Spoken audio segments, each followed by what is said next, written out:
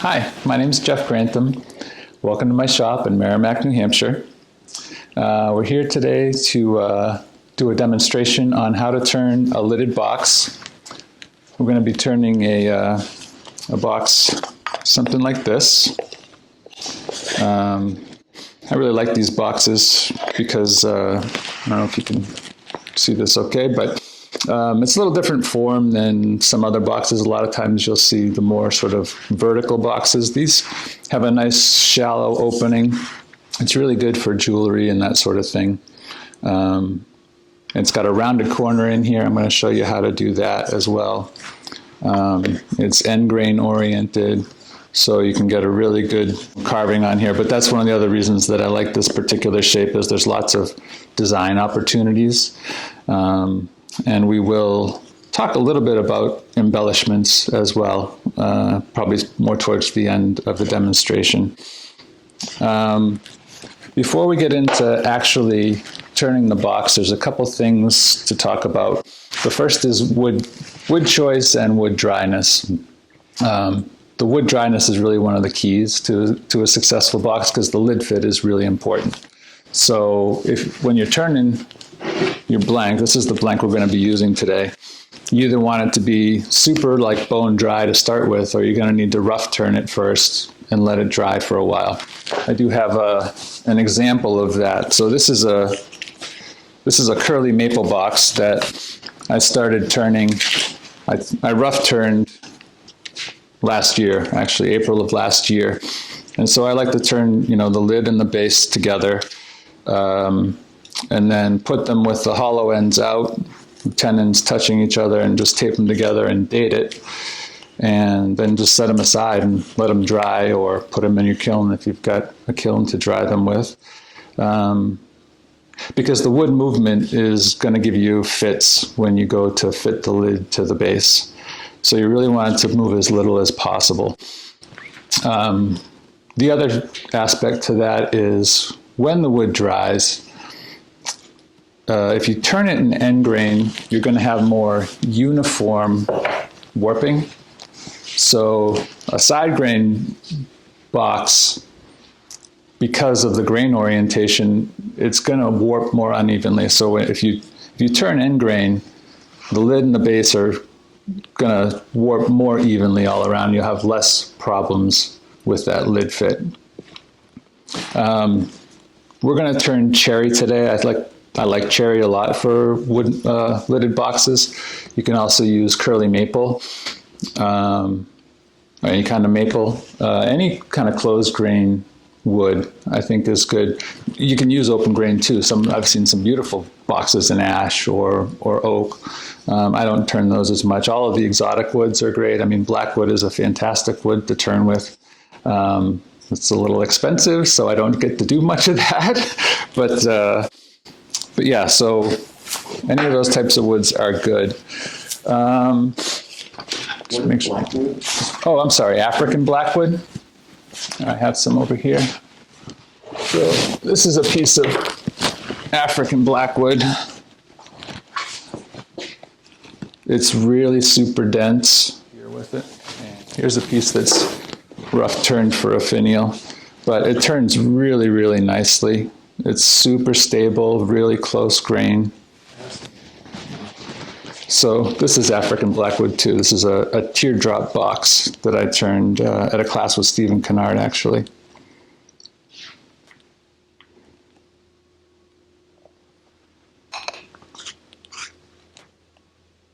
It's nice to turn. It's so, it's just a joy to turn, really. Finishing wise, you have a lot of different options to choose how to finish. You can finish on the lathe if you like. Friction polishes can work for folks. A lot of people, if you're just doing more utilitarian types of things, you can use, just do like a sanding sealer and wax even. My personal choice is just what I've gotten used to doing, and I like the results the best. I usually finish off the lathe and use Danish oil, a homegrown Danish oil. It's gives good protection. It gives a nice quality finish that I like. So I choose to do that. You could use varnish or lacquer. The choice is really up to you on that. Depends on what you're looking for in the box. Tell us a little bit about your lathe. My lathe, absolutely. I love to talk about my lathe. So this is a robust American beauty. I got to splurge on this a couple of years ago when my wife convinced me that we had to sell my motorcycle. It's, I think, almost entirely built in the U.S. The thing weighs about 850 pounds. It's super stable. It's a bear to move around, so I try to do that as little as possible. It's got some really nice features that you just kind of make you feel spoiled. The ways are stainless steel, so they don't rust when you are turning wet wood, which on my old Nova lathe I had problems with quite a bit, so you never have to worry about rusting. This is another nice feature, the tilt-away, so when you need to get your tailstock out of the way, you've got a little shock assist and it just drops down and you can lock that and get it right out of the way. You don't have to worry about muscling it off your lathe. The headstock is movable. You can slide the headstock up and down if you want to bring it up to the end here so that you can get in front of your piece more when you're hollowing. It's 3 horsepower, so it's got plenty of juice to do whatever you want, coring in particular. And then for your controller, this is a really nice feature too. It's on this magnetic box instead of just being mounted to your headstock, which I think is most common. And you can move this around and put it anywhere you want. So oftentimes I'll put it down here where it's easy to reach, or I keep it up on the headstock sometimes, but it'll just snap on wherever you want to put it and keep it out of the way. The one thing that I've heard people ask about with it is that it does not have a digital readout, so you don't know exactly how fast you're turning, which my old lathe actually did, and I thought that was going to bother me, but I realized really quickly that I don't need to know the exact speed. Once you're getting a little experience, Yeah, it's more feel. It does have a gauge on here to tell you roughly how fast you're going, and I don't need to know the exact RPMs, honestly. So, yes, whenever anyone asks me about my lathe, I smile. I'm very spoiled, and I feel very fortunate to have it. And I probably won't ever have to upgrade this one, I don't think. I will actually give a quick plug for those guys. So I had a problem with my stop button had gone bad for some reason. And I called Robust on a Saturday when this happened, and their offices are closed on Saturdays. It was Saturday at like 10 o'clock.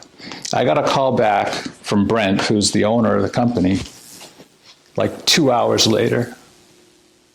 And he happened to have been in the office. He called me up. He took the time to troubleshoot, walk me through the whole issue, determine what it was.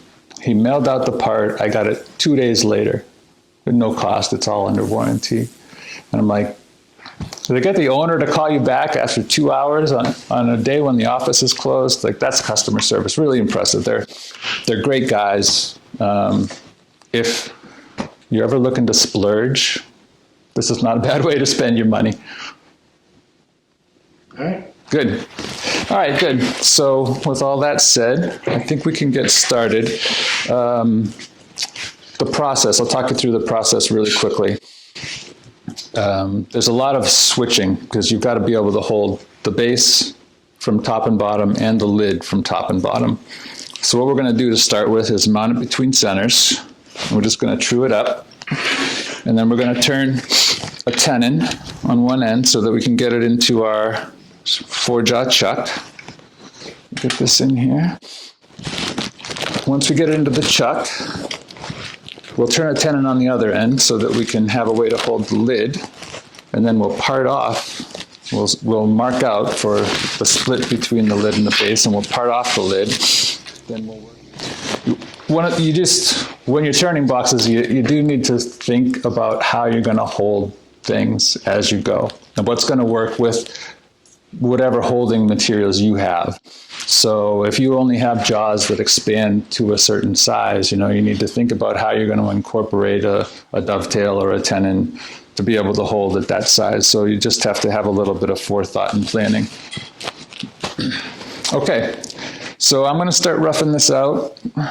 We're going to turn the speed down a little bit.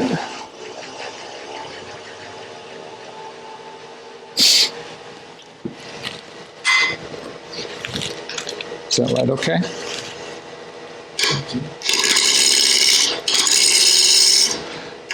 I'm going to try to take off as little material here as possible because I kind of cut this to the size that I thought I was going to need. So I started with a 4x4 blank on this, actually, 4x4x4. It's definitely longer than we need, but I like to have a little bit of extra wiggle room just in case you run into, maybe there's a little bad spot inside that I want to avoid. And by leaving a little extra room, you can move it up or down as necessary.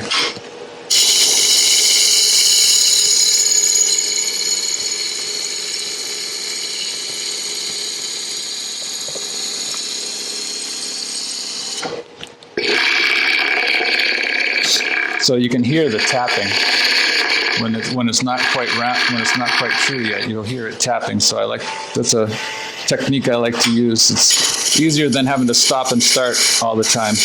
You can also hear it as you're cutting. When it becomes smooth, you won't hear that tapping on your gouge either. So that's good there. I'm just going to true up both ends.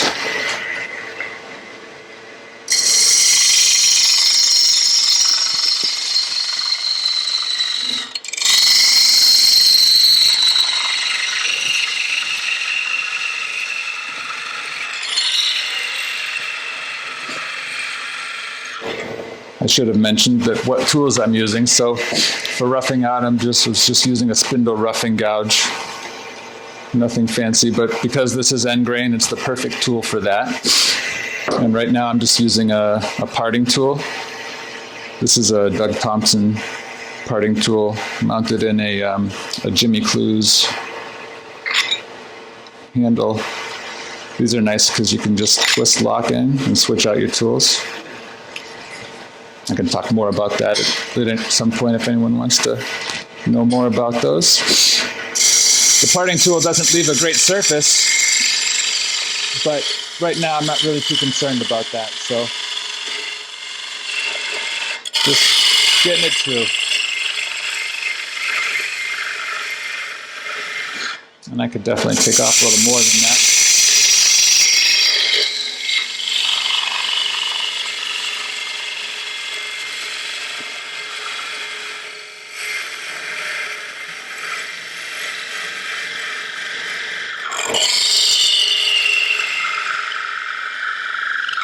I want to have kind of a smooth surface there for this next step, which is that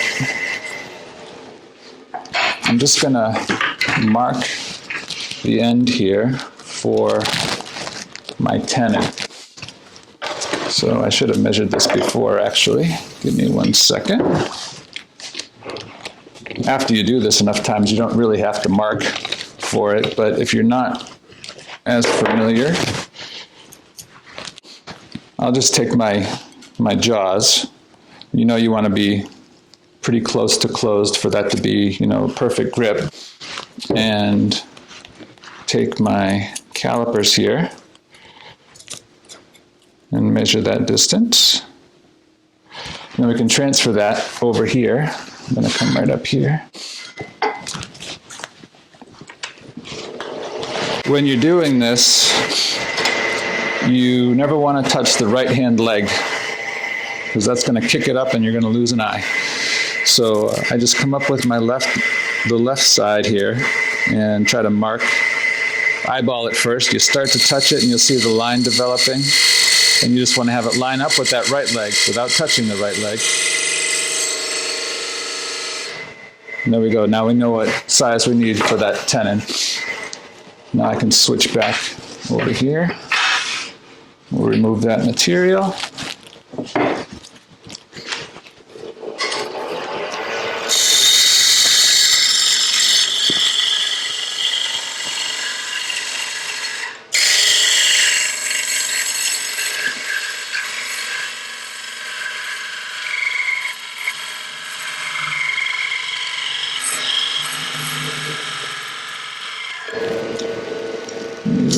more.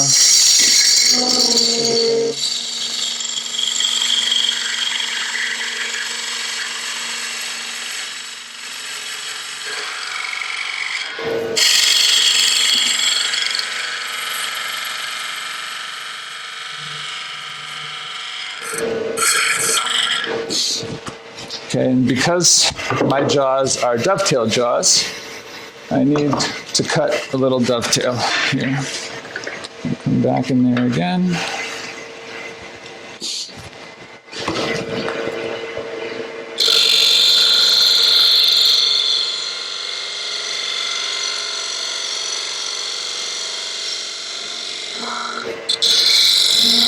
sure we're square there.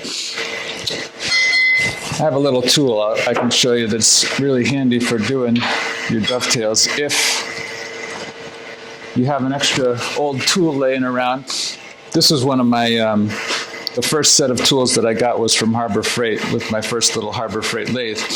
And I don't use those tools much anymore, but they're great to repurpose for sort of single-use special requirement things. So this is ground to the exact angle of my dovetail jaws. And so if I come in here like this, I'm up a little bit too high. Come right across this side here. Straight.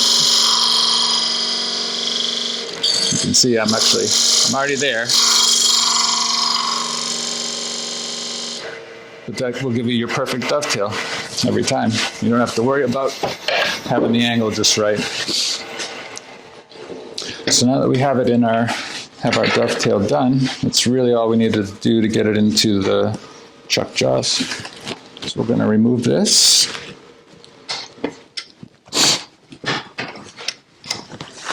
Pull this back out of the way.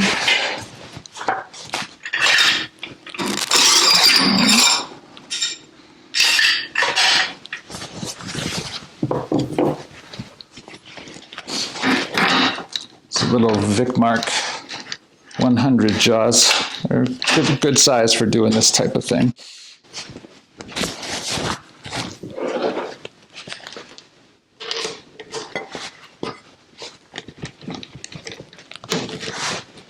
And when you're mounting in your jaws, I always like to put good pressure right on the center.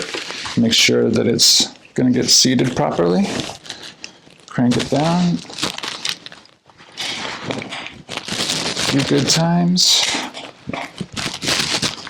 That should be good. And it's probably going to be slightly out of true, so we will see. It's not bad. Just a little wobble there. Get rid of that.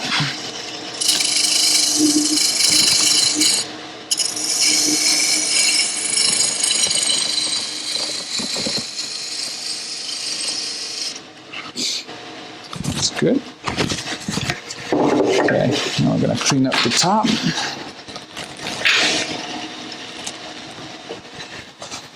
So for that, I'm going to use start with my 1/2-inch gouge. This is a Glenn Lucas 1/2-inch gouge.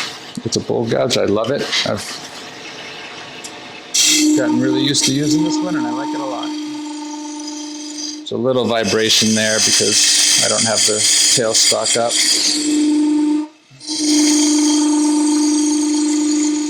Sorry for the sound.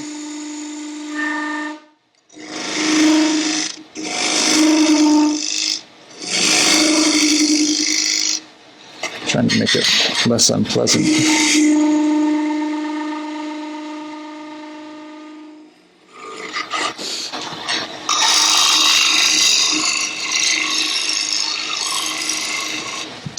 Okay, so now we want to get a tenon cut on this end. Remember, this is going to be the base here.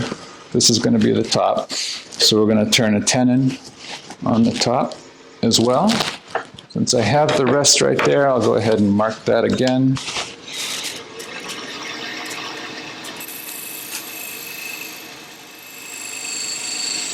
About there. And an alternative, well, we'll come back out here. We'll use the parting tool.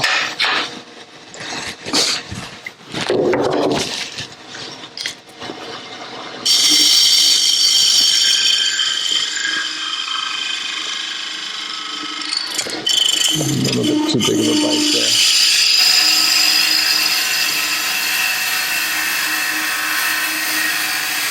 Kind of a rolling motion when you use a parting tool. Come in over the top in an arc.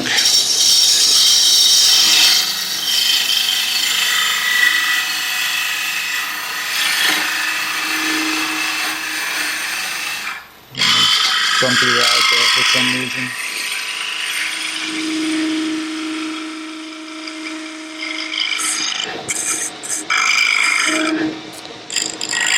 That's pretty square. Okay. And we'll get the same dovetail over here.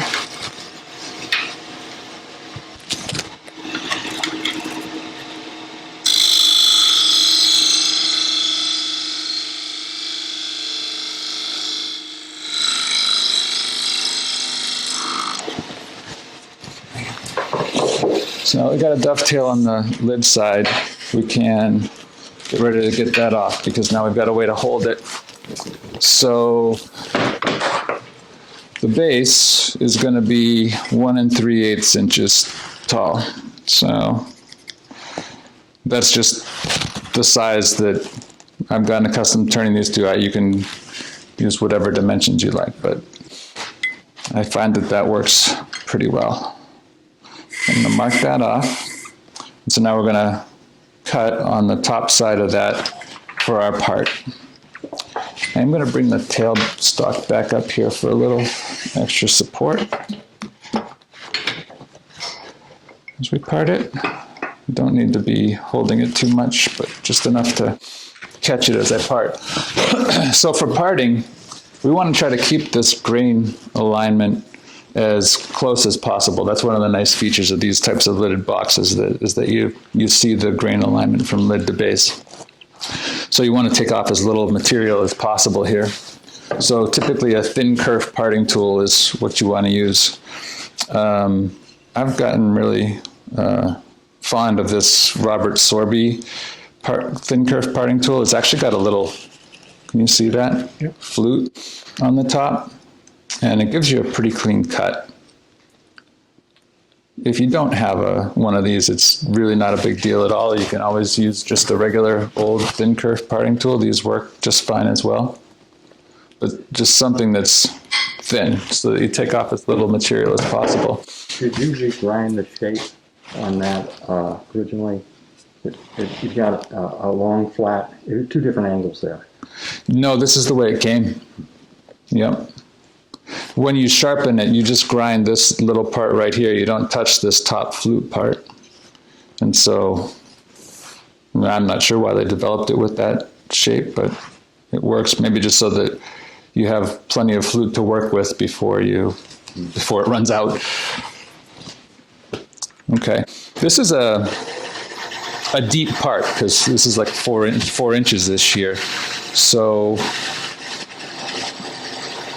I'm going to get it started. Make sure we're all locked down here.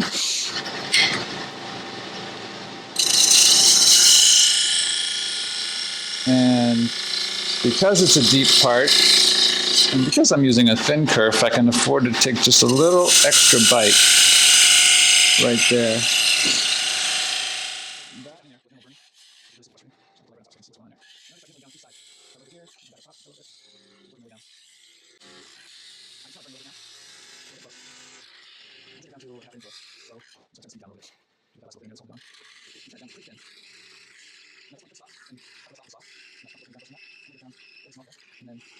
Grab onto that end and just break that little last nub off. So there we go. Now we're parted. You still get some burning, but that's easy to clean up afterwards. So the lid piece can get separated out at this point. I'm just going to set that aside. I'm going to come up and clean up this little surface here. Come back to my 1/2-inch bowl gouge.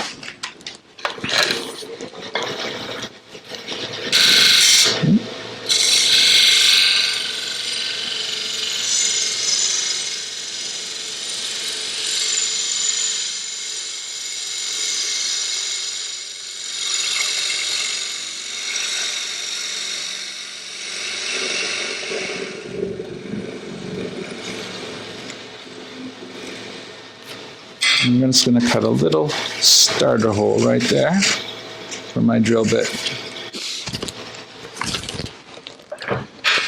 So now we're going to drill a hole.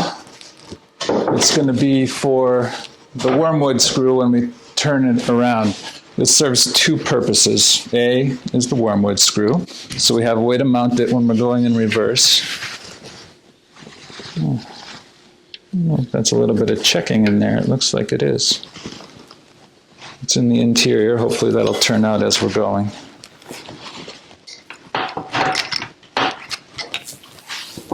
That wood's been sitting around for quite some time. It might not be surprising. So as I was saying, the A is for mounting in the first purpose is for mounting in the wormwood screw.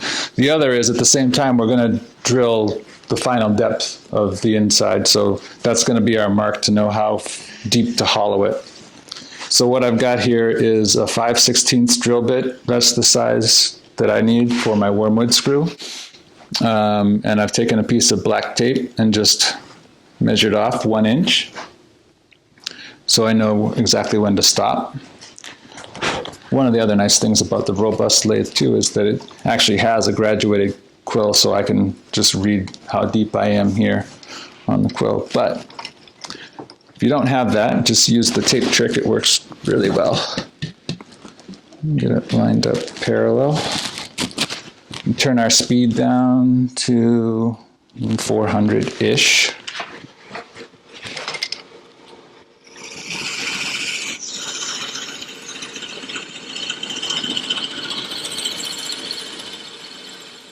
And that is 1 inch right there.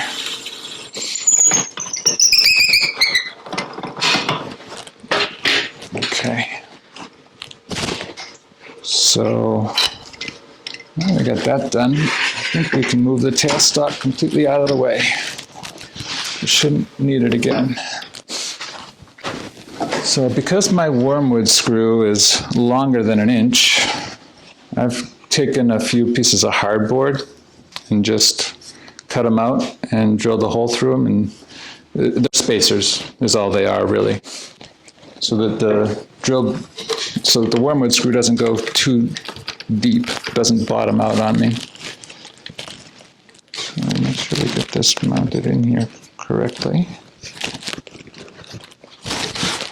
Should have it.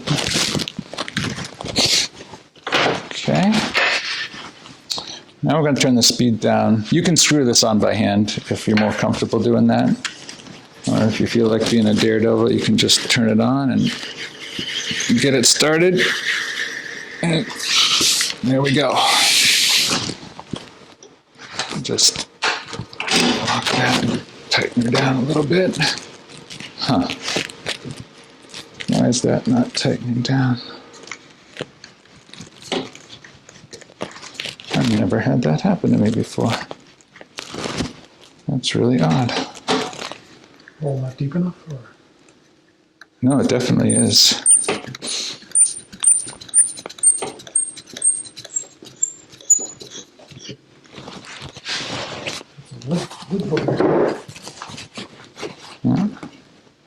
Yeah, that's only 7/8, and this is a full inch deep, so it should not be bottoming out. Yeah, you had some wood shavings on the end there. Maybe, let's see here, let me get some air. I've done this like 6 or 7 times, and never had this happen to me.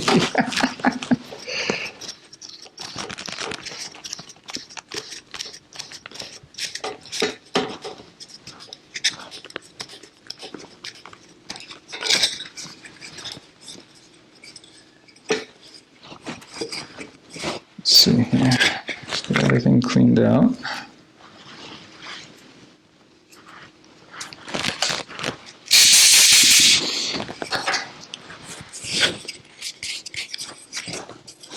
I have a one-way one drive, and it's not as long as yours. It is, it's really long. I'm not sure what they were thinking with this, but it is really long. Let's see if I can put this, unlock that.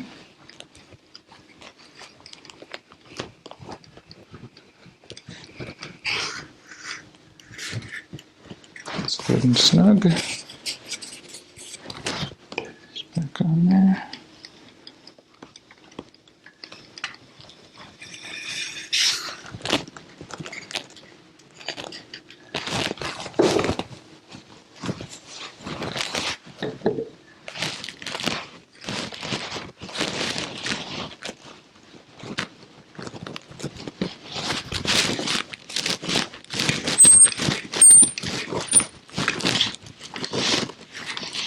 Not biting.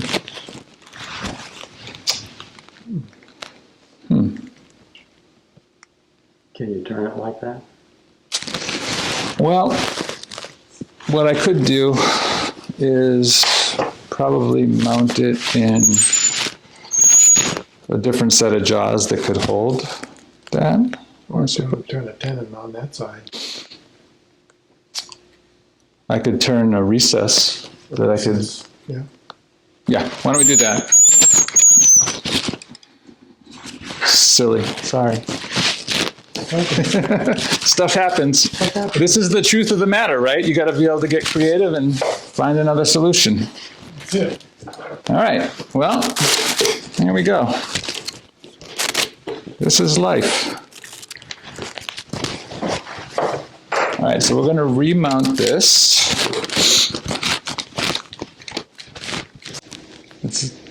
Because typically that would be the problem. If your hole's not deep enough, it bottoms out before it can lock in. But the hole is deeper than what was exposed on the wormwood, so it's a mystery. At any rate, good suggestion, Claude. What we can do is turn a recess in here, and then we can expand these jaws into that. And that'll do the same, serve the same purpose. So it's just something like this. Get the air back out of the way. Put my glasses back on. And get this started again. So I'm just going to eyeball my jaws here so I have an idea of how wide to go. Somewhere around there should be good.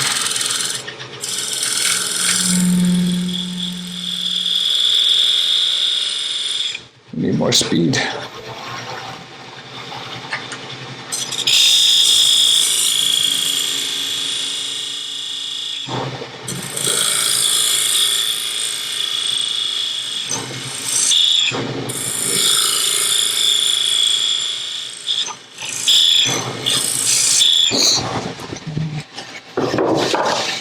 Get rid of the rest of that bit of material in there.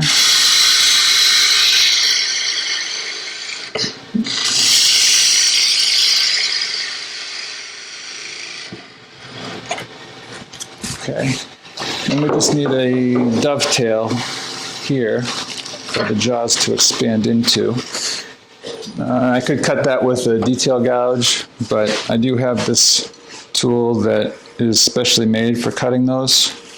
So again, this is a tool that's just cut to the proper angle.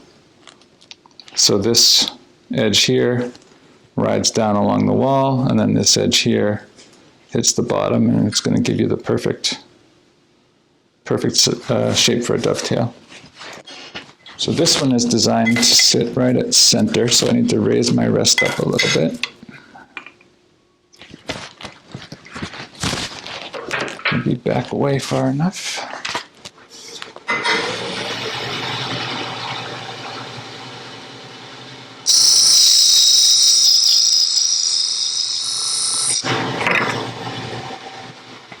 Just like that. That should be good. You mind if I hang that right there without being in your way? Good. Okay, let's try it again.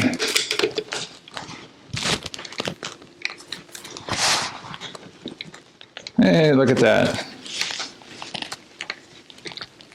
There's more than one way to skin a cat. There's always more than one way to skin a cat.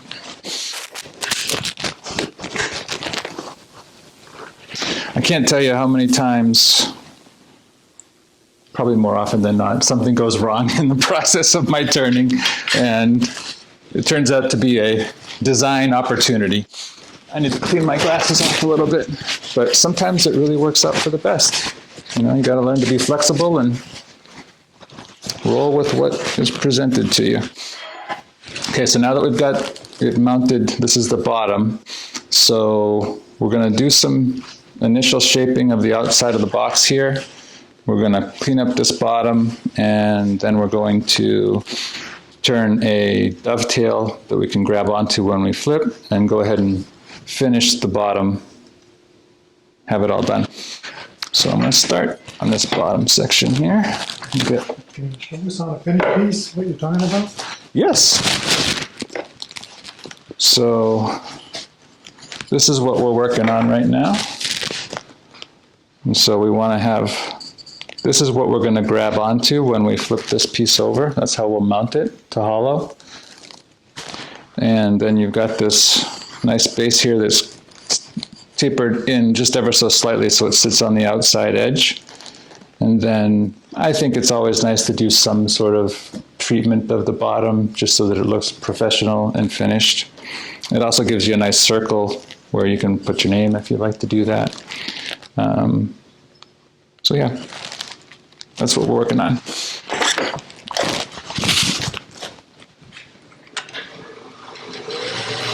There's a little bit of wobble there. Come up here first. Just use my couch, it's fine.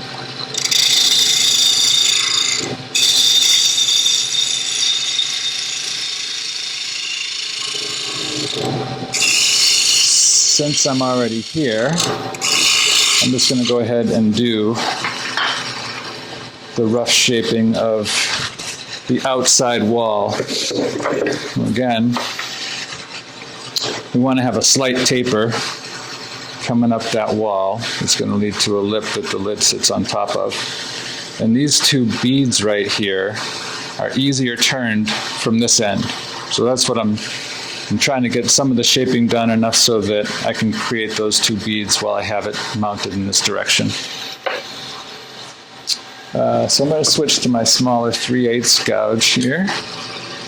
And I know I need about, just to help visualize it, space about, that's going to be for our two beads, something like that.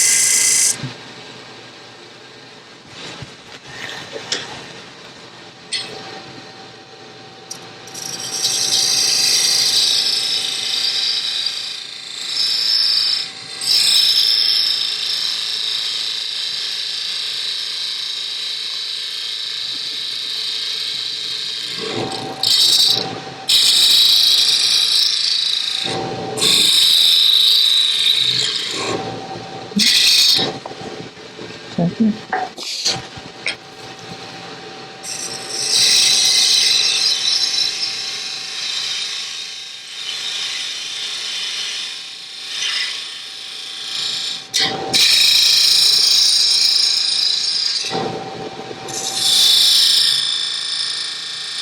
Just going to leave that clunky for the time being because we don't really need to finish that piece up yet. Okay, so now we're going to shape the beads. I'm going to take a 3/8 spindle gouge and just, you have to be at 90 degrees with these tools or else it's going to totally skate back on you. I'm just going to start the cut in one direction, reverse and do the same thing in the other direction. Give yourself a nice little V there.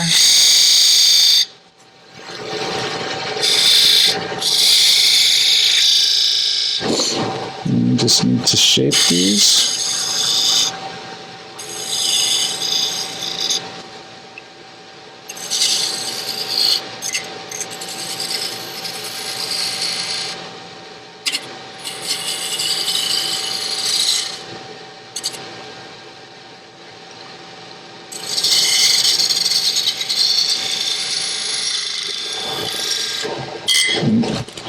Didn't want to do that.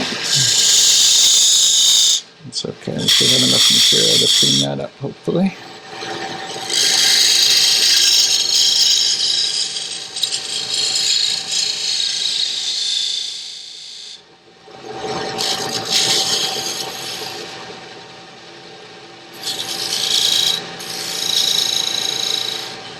You can see that this one here is wider now, so take a little bit more material from this side. Like this. And clean around this edge here. I think I might need to switch sides here, Claude. Just move over here a little bit.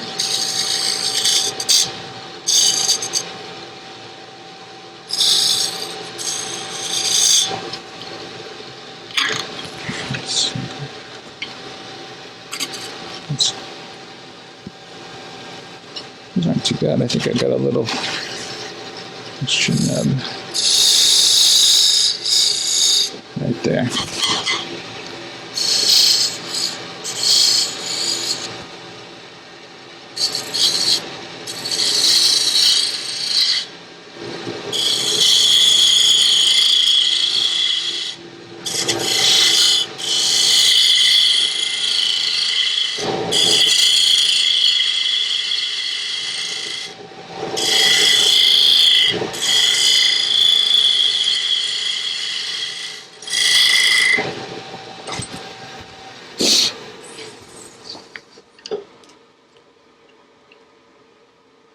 Yeah, these look okay, I think. I think I want this to be a little bit deeper right here, define the top of that bead just a little bit more. So,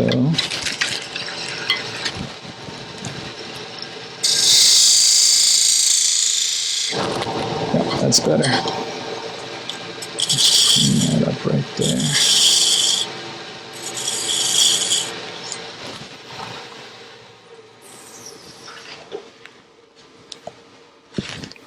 Yeah, I think that's good. Get this.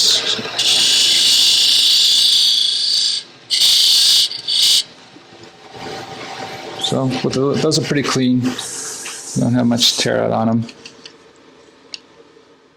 So there's a little right in the gap there. Maybe I'll just clean that up. Get a tool that has more of an angle so I can get into that gap right there. Just clean that up. Just a smidge. There. Perfect.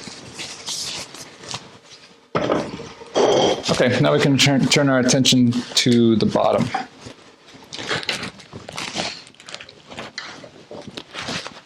Go back to our 1/2-inch bowl gouge just to remove some of this material.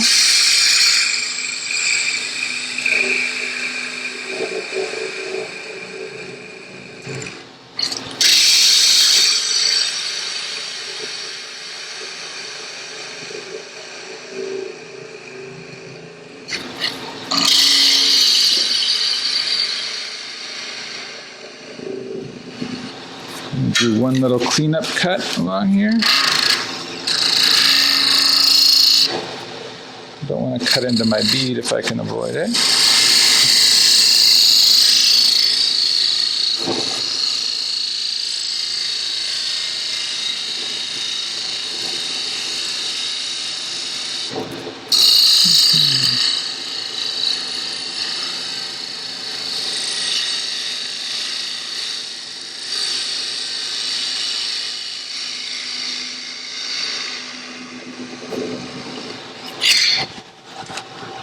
Can you edit that out?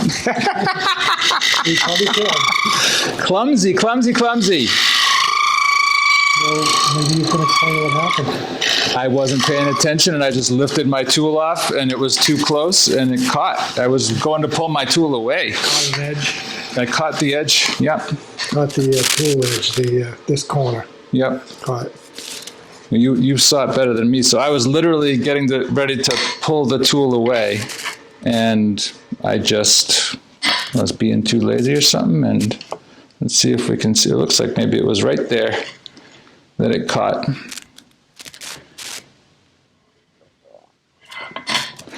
Yeah, what I was doing was using that edge to do just a scraping cut like this, just to clean that up a little bit. And I was stepping away, and I must have just kept it too close for too long as I was pulling it back, because if you get in this position, that's a catch for sure. And so I think I was just too close. Clumsiness. Okay.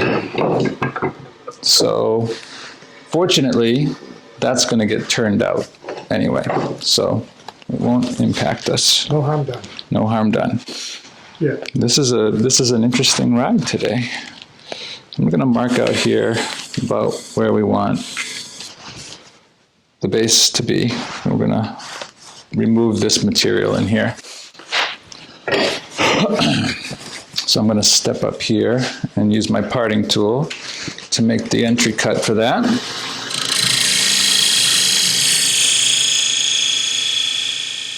Look at those ribbons.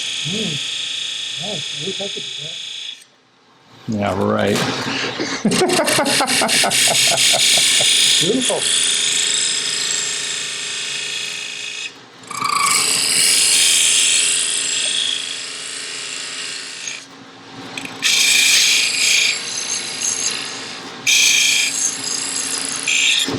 Okay, I like to go about 3 cuts wide because that gives me enough room then to get in with my bowl gouge there, a little room to work.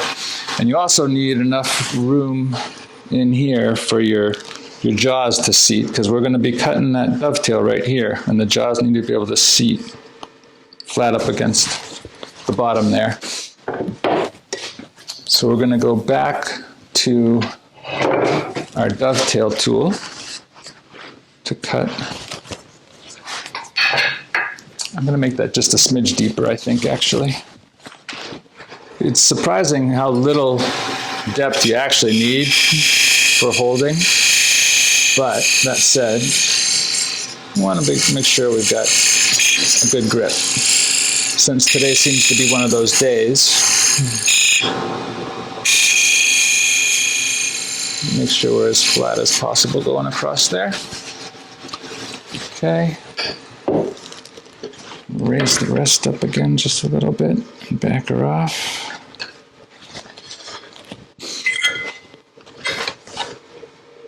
That should be good. Get our light where we can see better here. Lock our rest down.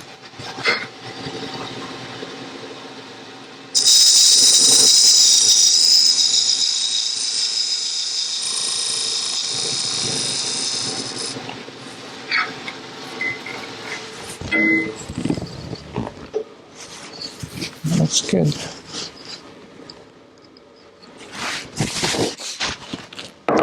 So,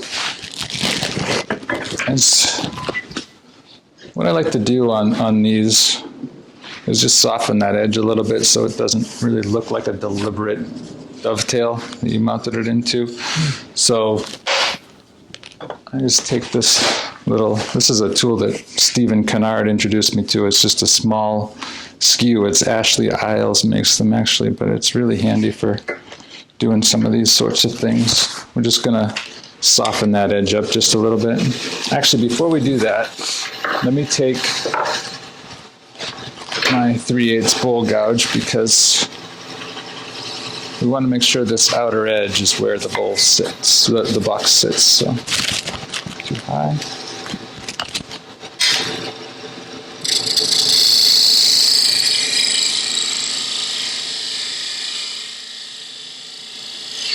It's part of the reason I wanted to go just a little bit deeper was because I knew I was going to be making that cut right there.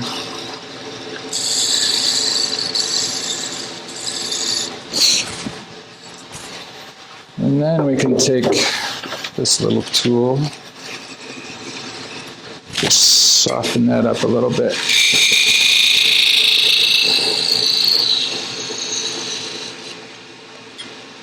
You don't want to interfere with the dovetail too much, just a little bit. And then just to make sure where it's going to sit, Actually, let me remove some of this material first, and then we'll be able to see it better.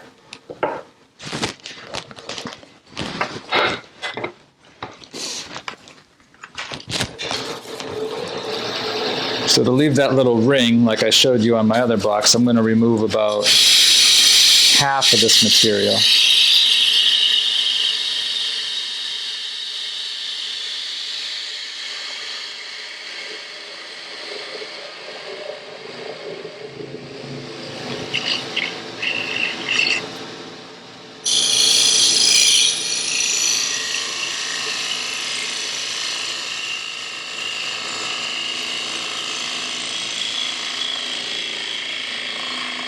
A little bit.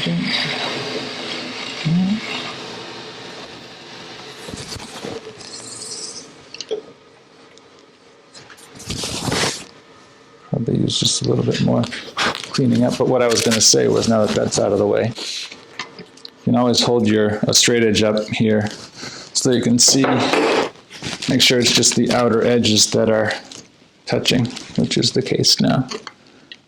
That's perfect.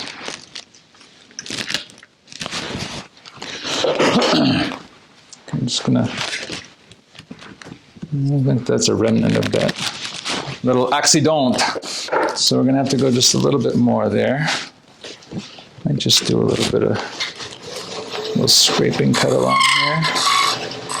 This tool does not do a good job of that, so I'll do this instead.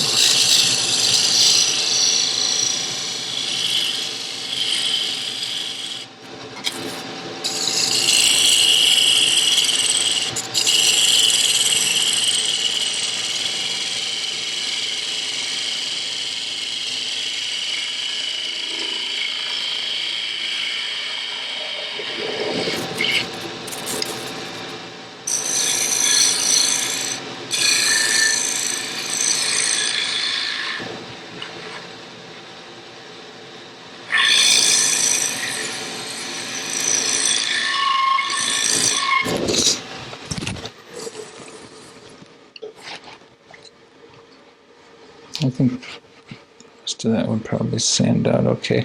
After I cut the rings, I'm going to level that off a little bit with a different tool. So we're just going to cut the rings in the bottom now. And I will use, again, 3/8 spindle gouge. You could measure these if you wanted to make sure they're all even. I don't really feel the need to do that. And this is another one of those situations where you really need to make sure you're at 90 degrees, because if you get slightly this way, it's going to skate on you. You see that?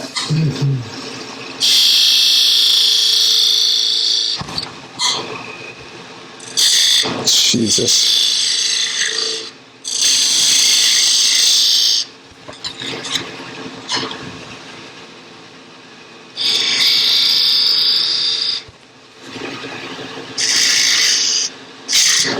This is terrible.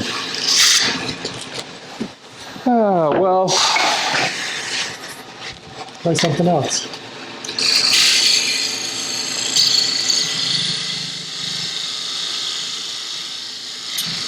we're going to go with a flat bottom on this one. Unfortunately, I can't get rid of all of those rings, so we're going to have to do a little something with that. But there is another tool that works really well for that I can use. Let me scooch over here for 1 second.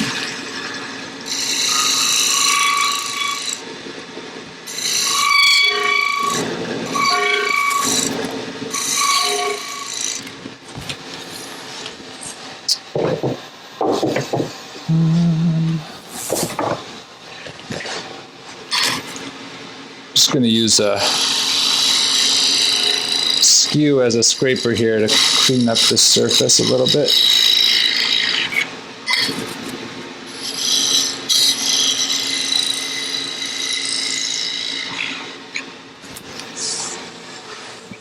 We still got a little bit of a line left there.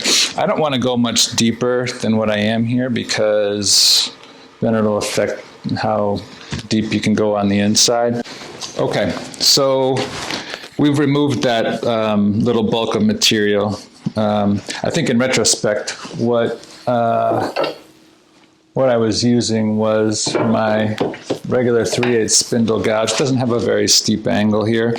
I probably could have gone in with something like my detail gouge instead, or switch to a tool that's more designed for it, which this one is. So this is made by D-Way Tools. It's called a teardrop tool. It's actually sold as part of the beading tools that he sells as well, and this can be used to clean up in between beads. You can put this in here to do what I did with a gouge earlier. You could use to clean up right in that gap of a bead, like that. Yeah. But it also works really good when you're cutting in straight into end grain to just... So we're going to use this teardrop tool instead. And we're just going to make a couple of lines in here with this, mostly because, well, we still want to decorate it some. And we also want to not leave this little line that was left before. So you can just kind of wiggle this back and forth, and it'll cut straight in for you. Go like that.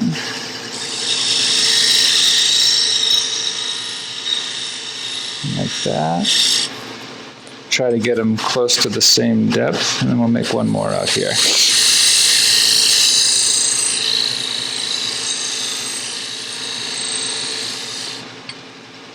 Just soften those up just a little bit.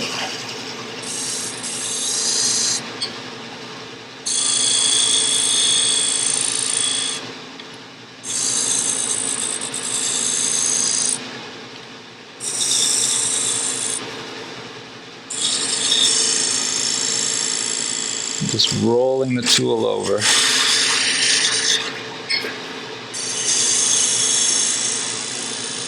And keeping that point from digging into the opposite groove.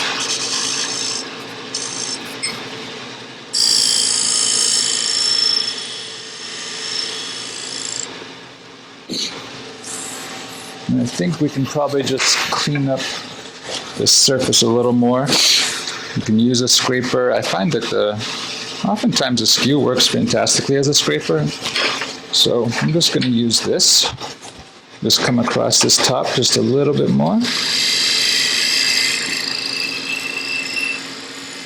Nice clean surface as we can.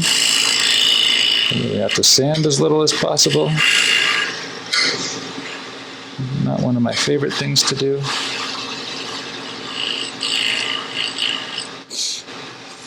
It feels like a good surface. And that looks like a pretty good surface, I'd say. Get rid of the dust there. I think you could probably start sanding that at 180. Be all right.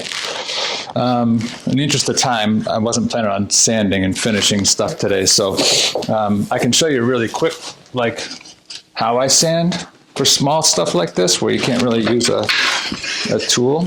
I have these strips of sandpaper that I think I get them from Klingspor. They're cloth backed, so they're really flexible. And I just like to have a strip about 5 or 6 inches long, and you can fold it in 3 and turn down the speed. It allows you to get good grip. It doesn't slip out of your fingers very well. And then just like this. The drawback to doing this, of course, is that it is going to create some small sanding rings that you will have to turn off the lathe and hand sand them out, most likely. But you also don't want to sand too much in the dovetail area, so it keeps as true as possible. But I would do that and work my way up through the grids up to at least 400. And then if you're going to apply finish, now's the time to do that. So you could finish the bottom, sand and finish the beads and the bottom before you take it out.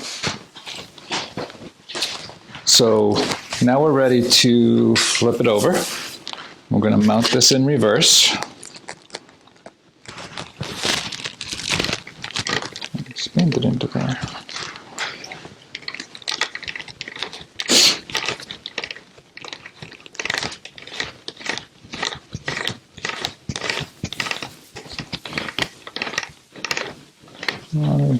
Here we go.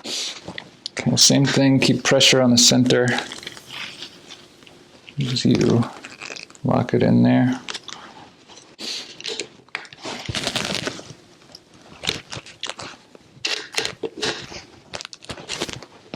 That shouldn't go anywhere.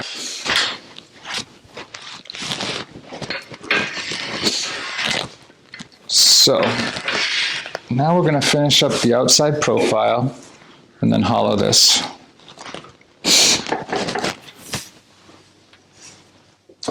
Go back to my 3/8 bowl gouge here. See how true we are. Not too bad.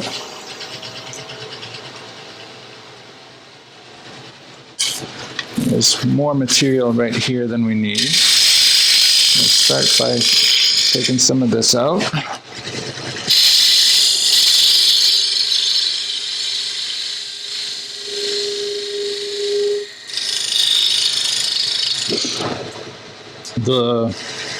This ring right here needs to be slightly smaller than this outer edge because the lid's going to overlap that ring and you don't want it sticking out too far. So we want to take off a little bit of this material, just get down so that we can get a nice matching overhanging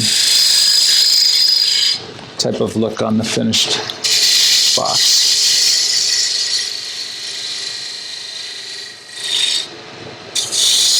And I just kind of round these over with a quarter bead type of thing.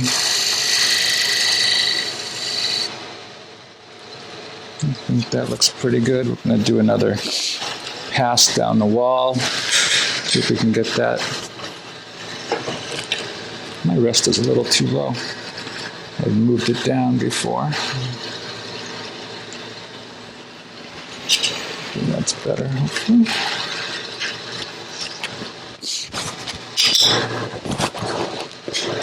Okay, yeah, I can see the wall needs to kind of a little bit more material right in here that we need to lose, and the surface can just be cleaned up a little better.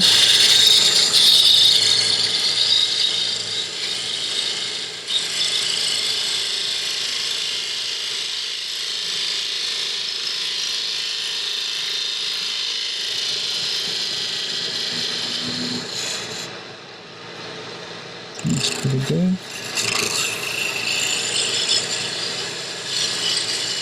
A real light cut here.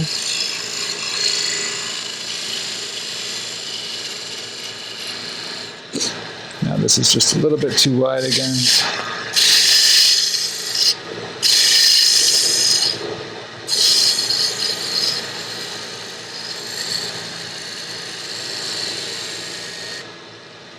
And to get right into that little groove, use a detail gouge just to clean up this groove right here. Get a nice crisp meat.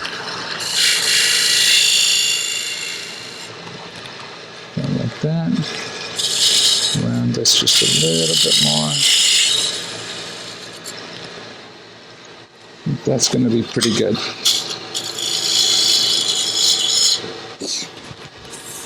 Nice.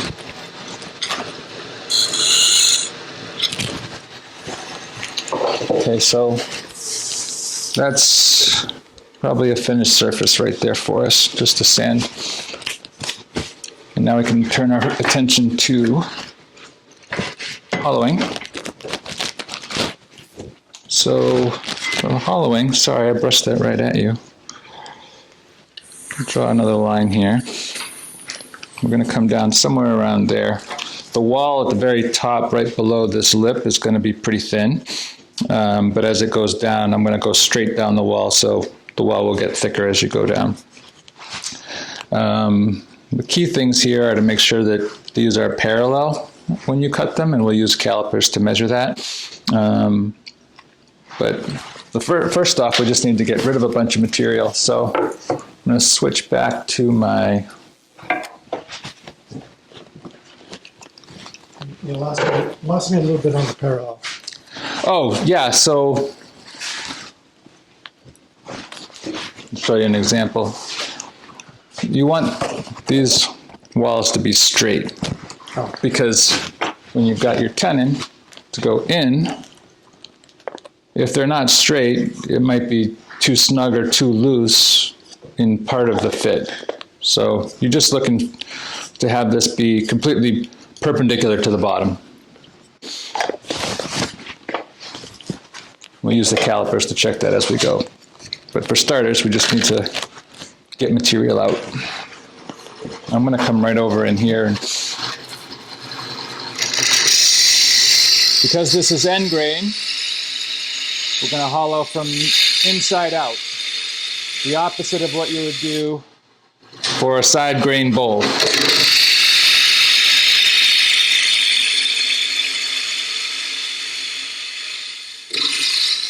I'm going to leave some of this material here to cut with a scraper.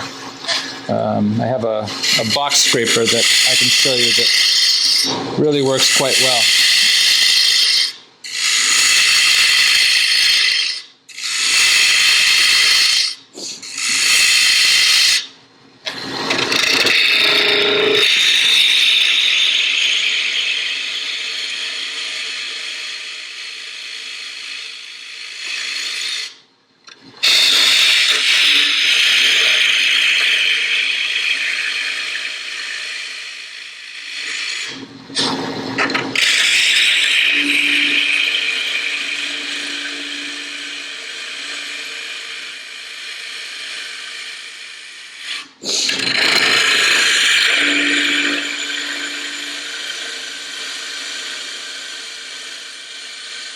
You can actually get a bevel ribbon cut across the bottom with this gouge, which is nice. If you come at it with this angle here.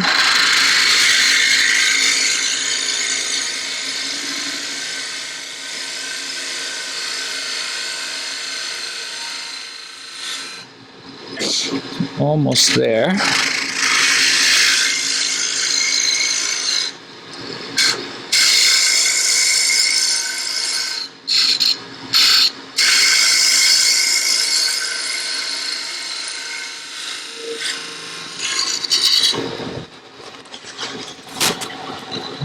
Right there, just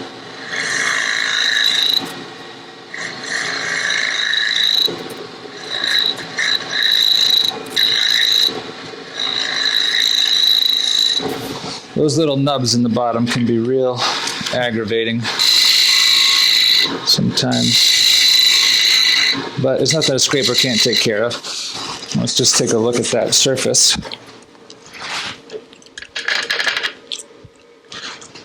I'm very happy with that surface, except for right in here. Obviously, we got to clean that little bit up, but that's feels pretty flat and no tear out. So now we're going to clean up this wall here. For that, we're going to switch to yet another tool. Now, not all these tools are required. You can do this with a gouge just as easily. You could come down along this wall, scrape back, or you could use, any regular type of scraper that you have. But since for all the tool junkies out there like me, figured I'd at least show this. So this is a Jimmy Clue's box scraper, and it's nice. So this edge here can cut straight down the side wall, and then the top about 1/8 is perpendicular to it, so you can get a square corner. No, we're not going for a square corner today. We're going to do a rounded corner. But when you're cutting a square corner, this will give you a really nice clean corner, which is sometimes hard to get otherwise. And then as you hit the bottom, you can roll onto this area to drag across that bottom surface. It's a really handy tool. But I like it even just for this because it's going to give me a nice clean surface down that sidewall.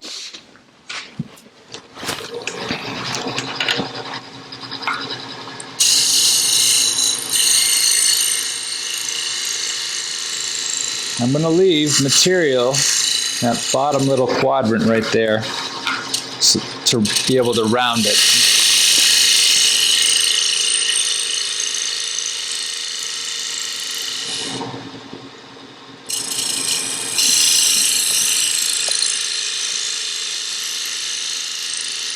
As I get closer to my final width, I'm going to take smaller cuts and work our way towards more of a finished cut. I'm going to make sure it's, if you can see the edge of your tool, to have it lined up with the ways so that you know you're cutting relatively parallel.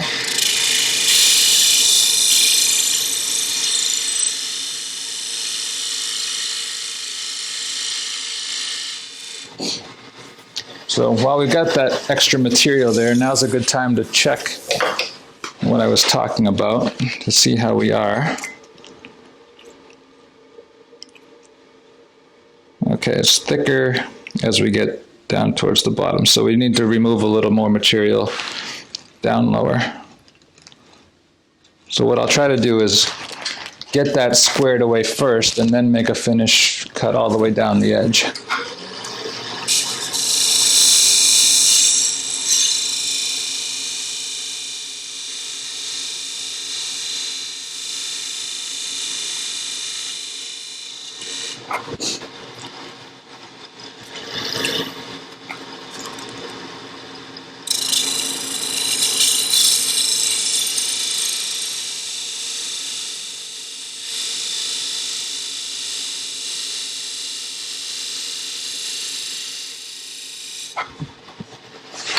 You can hear it as it starts to get thinner, that wall, it starts to make a different sound. But I don't know how well you can see that with the camera, but that's a really clean cut right there. This edge right here is going to require very little sanding, which is what you want when you're fitting lids, because if you have to over sand this area where the tenon goes into it, it is going to take it out around some. So you want to get as clean of an edge with the tool as you can there. And I'm happy with that. I'm going to leave that. I'm going to clean up this top surface here just a little bit, and then turn this into a concave so that it's a rounded corner inside.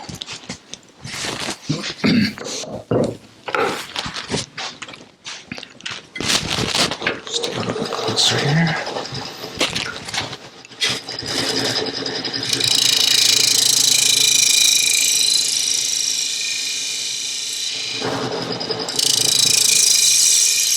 A little bit of bounce right out here on the outside edge. Try to get rid of.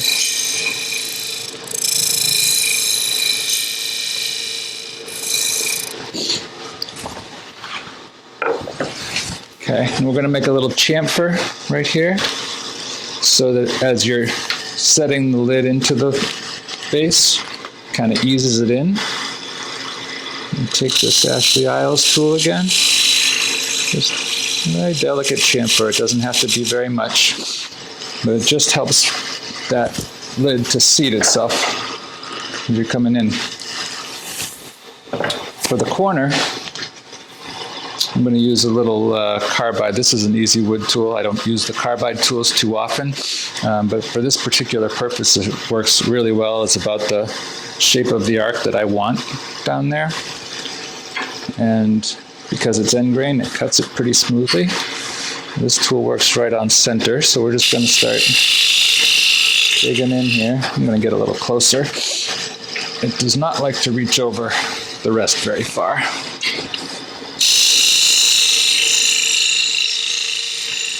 But get some nice streamers from this.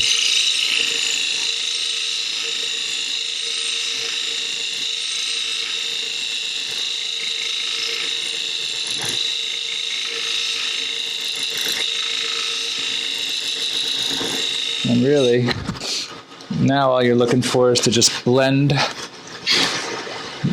this corner into the two surfaces you've already completed. So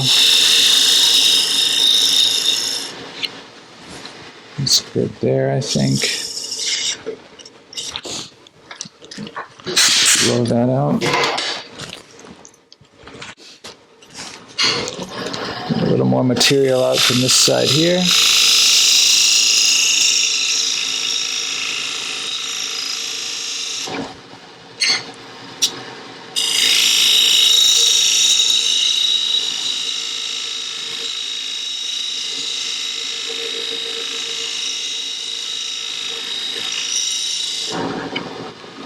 Can't see if my line's still there or not, so. Now if I just tip this on edge a little bit, I can do more of like a shear scrape and just blend that in.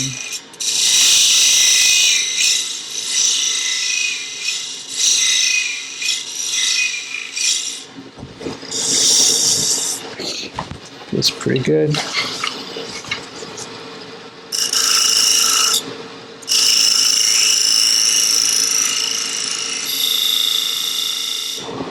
I'm rubbing against this sidewall. That's what that sound was with the tool handle.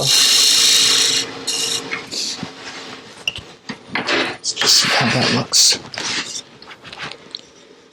Oh, I've got a little bit of a ridge right there still.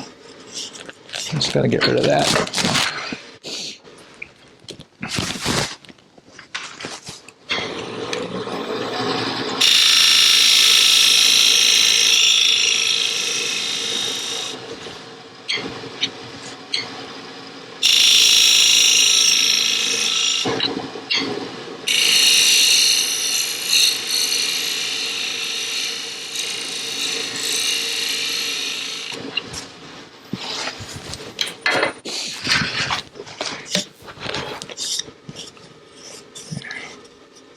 That's good. And then it's just a little bit of a bump right there. I just want to blend in, so it's a shame to use a scraper on this because it's actually such a clean surface. Just to blend that little hump in there, that's all we want to do.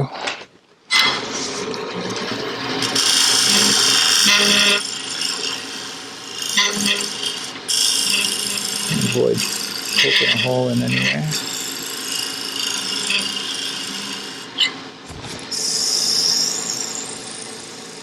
That feels better.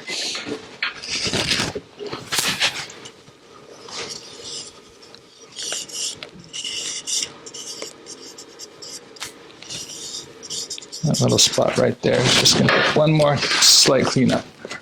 And then this is ready for sanding and finishing.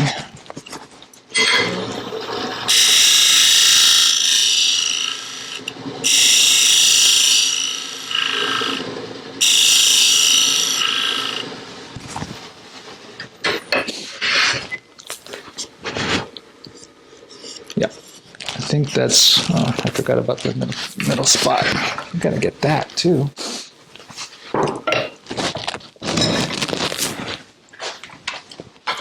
You never have too many scrapers. Even though I don't use them all that often, they're very handy when you need them. And they're good, especially for getting that little nub out of there. If you come in directly at it and go slightly underneath and just lift up, usually removes it pretty well.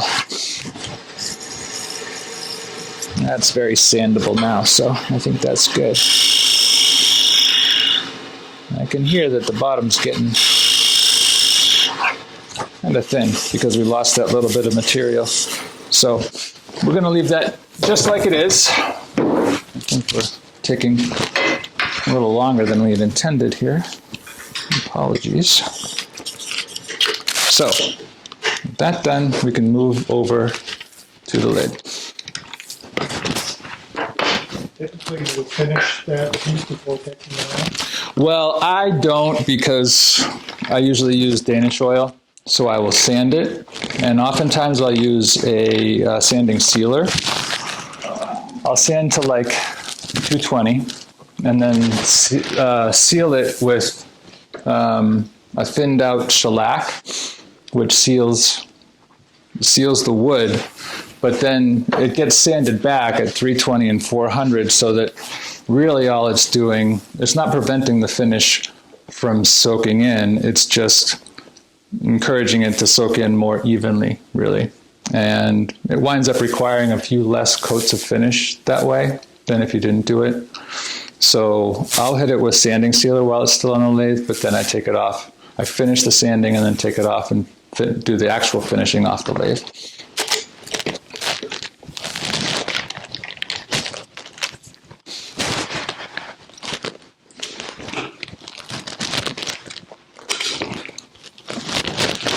Okay. Get this cleaned up really quick.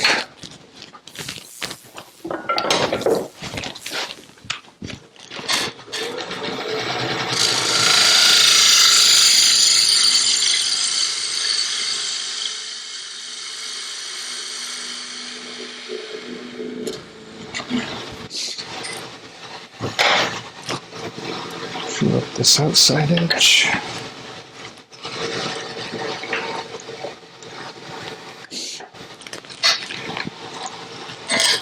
Just getting it true right now.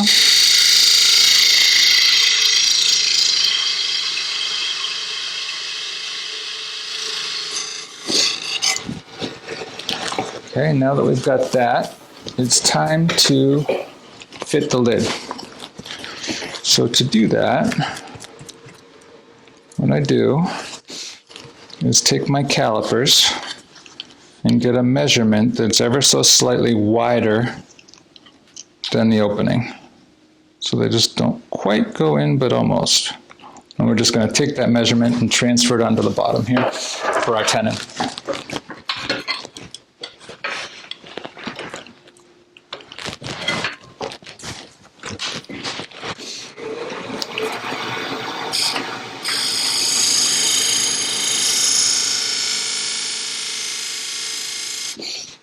Okay.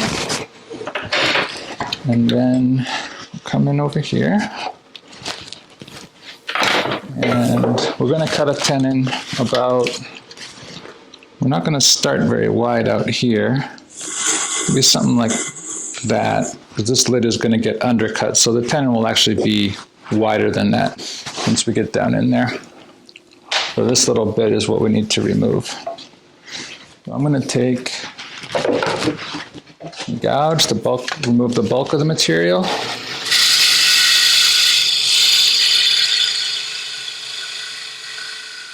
Just want to not get past that line. It's a very fine line.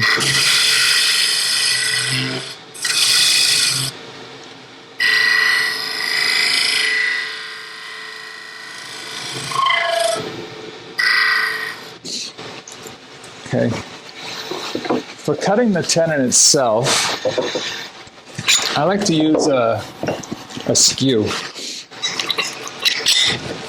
It's a straight edge skew. It's going to give me a nice clean cut on that tenon, because just like the inside wall of the base, this can't really get sanded very much, so you want to have as clean an edge as possible. Right now I'm just making a cut to make this parallel to the line.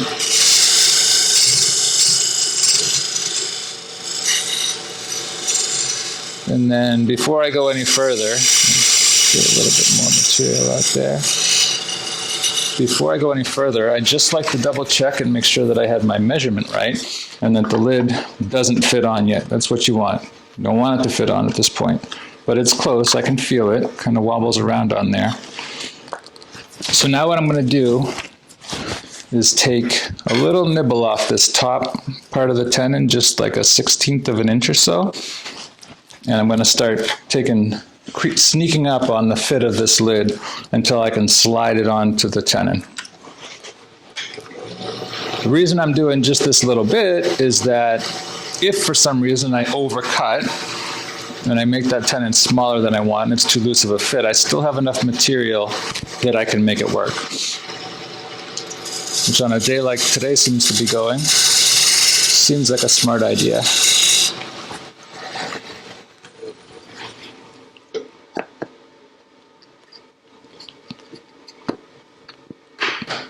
Okay. It is fitting on there now. So now we can take the rest of this material and level it into the fit area, if that makes sense. Better to show than to tell.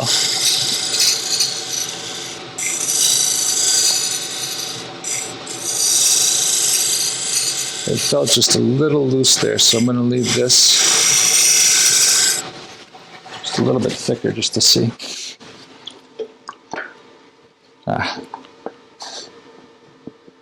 I can feel just a slight bit of suction there, but there's no wiggle at all. So that's perfect. That's exactly what I look for in a fit. I got lucky on that one. A lot of people like, wood turners in particular seem to like that tight suction fit. And in certain applications, they're great. You know, it depends on, if you're making an acorn box, I think those are really cool to have for something like that. But for a box like this, that's probably going to be like a jewelry or trinket box, and it's going to sit on a table somewhere, you want to be able to lift the lid off with one hand. You don't want to have to pick it up and pop it apart. It's most likely going to be a woman, and I found that this is what people like more for the most part. So I don't shoot for that suction fit in most cases. This is the kind of fit that I want, a one-handed lift off. So we're going to leave that just like it is. I'm going to clean up this little undercut. You can see that by the time I round this top part over, it's going to line up for with this lip on the base pretty well. So I don't really need to take much material off here at all, maybe just a smidge. So I'm going to clean up this little bit right here, then hollow out the inside, and then we can flip it over and finish off the top of the lid, and that'll be it. So to do this little cleaning right here, you can actually take that same skew,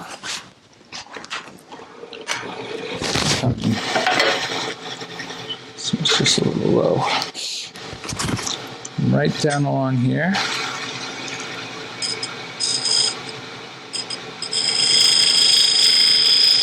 Tap that corner and then just drag across gently. Do it one more time. Yep. Drag.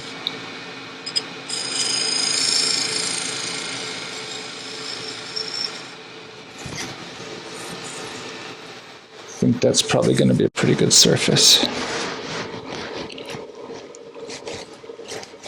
Looks like I could use just one more pass on that outer edge. It's a little bit of an arc, and so a straight edge skew is not quite ideal, but I think we can get it here. Just like that. So we're taking off very little material. Oh yeah, that's perfect. Okay, so on the inside, we just want to remove some of this material and then make the dovetail so that we can mount it. So I'm going to make another mark here. That's going to be the tenon, and the dovetail will come in this way. So again, we'll start off with a parting tool, remove some of the bulk material. You guys tell me if I need to stop and clap.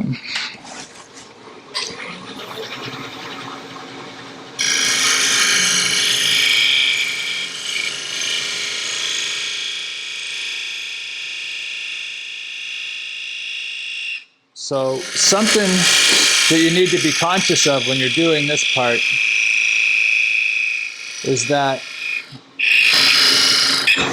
this little piece of material right here is not very wide. And once I do a dovetail, it's going to be even less wide. So you run the risk of breaking it when you put an expanding chuck in there. So what I do to avoid that issue is I make sure that I'm slightly deeper on the inside than on the outside. And that way the tip of the jaws is going to be expanding into the section where you have all this extra material out here. Hopefully that makes sense. So I'm going to take the depth measurement on the inside, compare it to the outside. And I can see I have about a 1/16 deeper on the inside. I'm going to go just a little bit more to be on the safe side. but it's already slightly deeper in there than it is on the rim. We'll just go just a little bit more. That should be good right about there.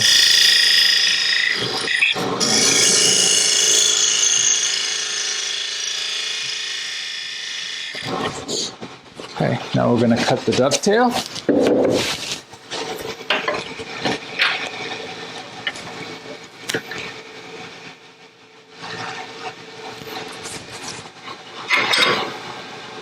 It's on center.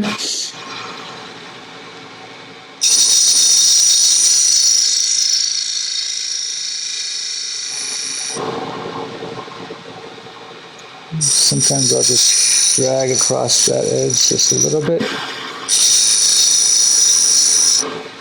Just like that. And then we want to soften this a little bit like we've done before, just so that it doesn't look like it's just a dovetail.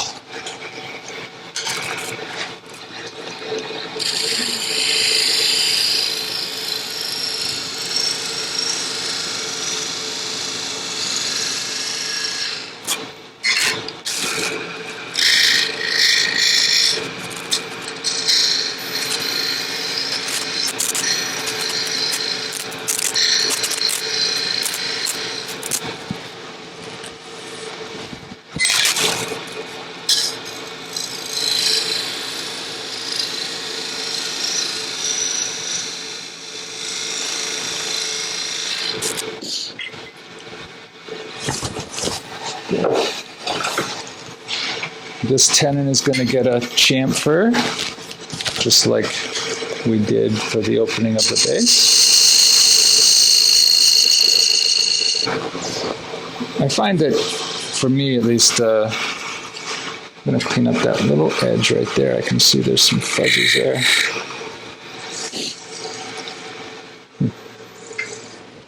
Feels choppy right there. I need to clean that up just a little bit. For me, boxes are a lot about just like the little details. You know, the little details kind of make or break it a lot of times. So all those little things about the small chamfers, the beads, you know, they all kind of add up to making what's a nice finished product. So it's an attention to detail kind of process.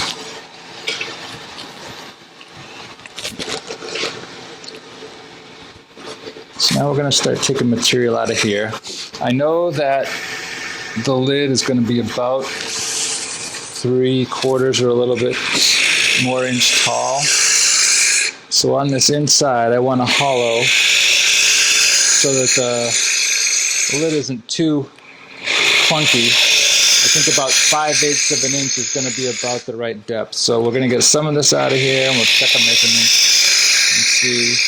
Again, I'm doing this from inside out on ending.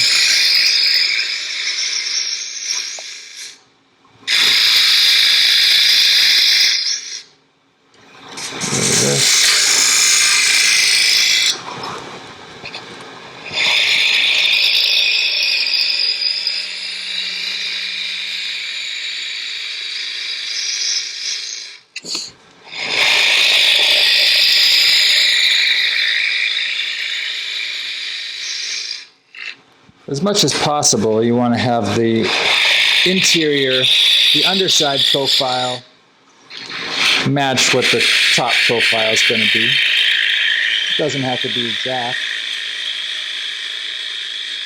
but a kind of consistent thickness is a good thing. I think I want to stop right there and just check to see how deep we are. I'm looking for 5/8. Which is right there.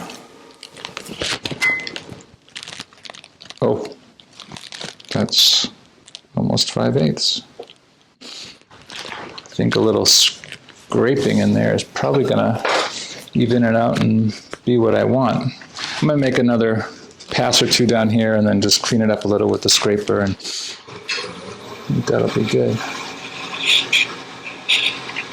Can't get that little nub there. Right over here.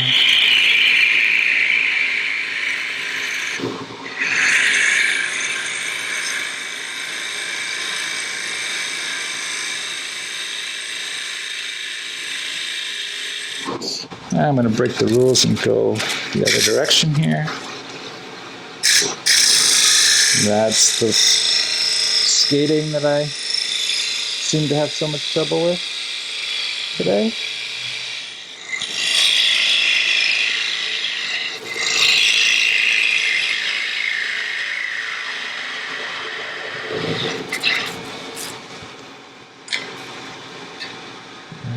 Like this. And point the flute in the direction that you want to make the cut. So.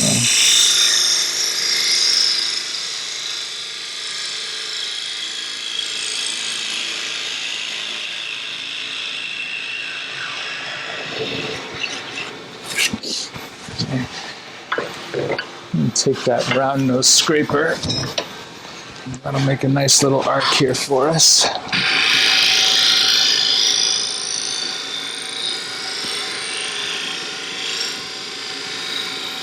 And get nice ribbons.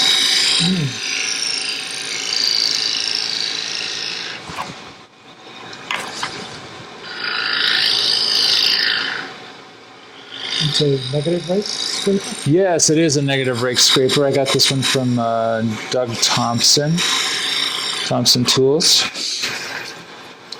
You can see it's got a very small negative rake. He ground this for me, and I've just kept the profile. It's great for this kind of interior dome type of surface. Works really well.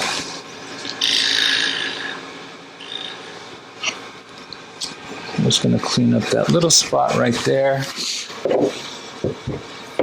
And actually do it with my skewer. It's a little unconventional, but it works.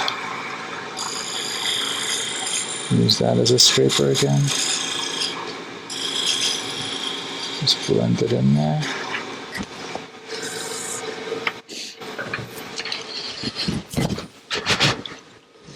Okay, and that's our surface. It's never quite as good as it is with a gouge, I feel like, using a scraper, but there's really not any tear out in there. I think that's pretty good.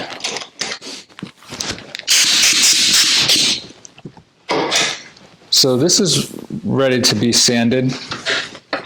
I'm just going to take and remove a little bit of the material here and start to shape that rim, and then I'll flip it over.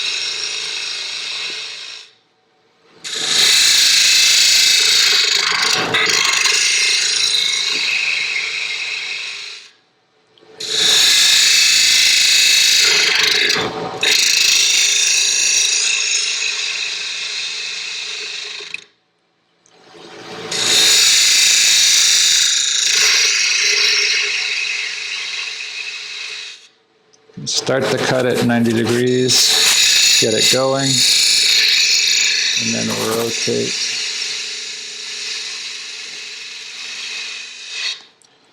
That's about as thin as I'm probably going to want. The only reason I want to do this right now, I just lost my microphone. If I can fix that. It's so that while I have it in this direction, I can put the lid on it and make sure that the rim looks right before I flip it over, because then it's harder to do.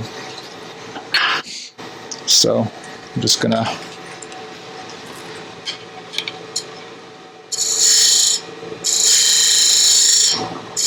round this up.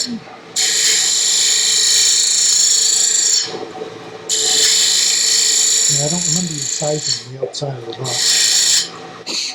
When I was holding it earlier, we looked at the rim compared to the base. Is that what you're talking about? Okay, yeah. So it's a little thick. I can take off a little bit more material there.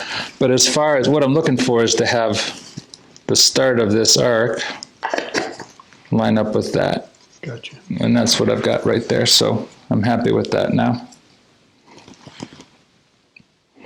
When we flip it over, we'll fine tune this thickness on the rim. So let's go ahead and do that. We're almost there now. Almost there. The longest demo in the history of demos. I swear it's taken me an hour and 20 minutes before. We're in a time warp.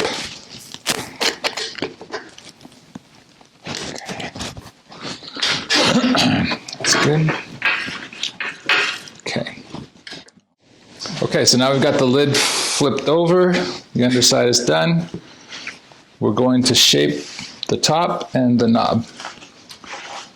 To begin with, we've got a lot of extra material here. Like I said at the beginning, this is more material than you need. You could probably start with a slightly smaller blank.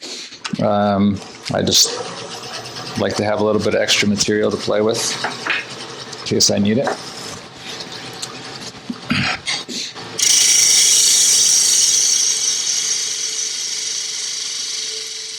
So what I'm going to do is just take this bulk material down, but I'm going to leave some center material for the knob.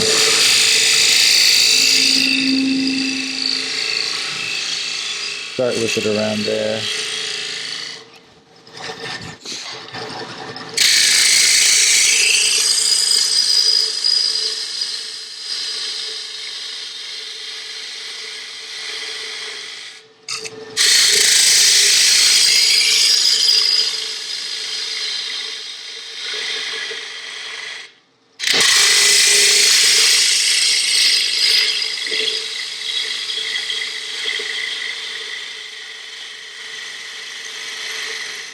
I'm starting to get close to the height that I want, so I'm going to begin the shaping now. Just the rough shaping.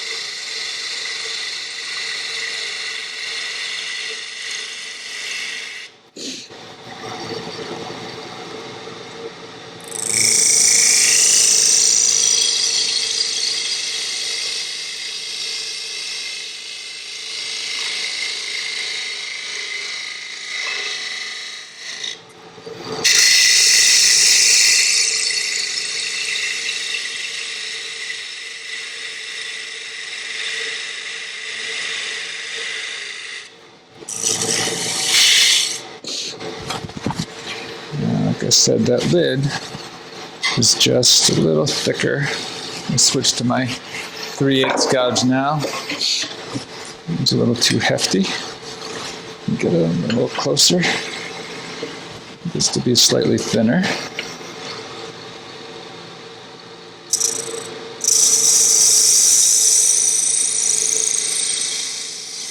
Get a better cut with the 3/8 than you do with the 1/2 inch.